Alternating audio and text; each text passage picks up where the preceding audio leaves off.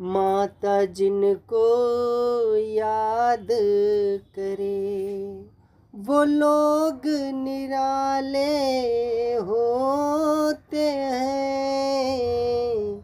माता जिनका नाम पुकारे वो किस्मत वाले होते हैं। वो किस्मत वाले होते हैं। चलो बुलावा आवा है, माता ने बुलाया है।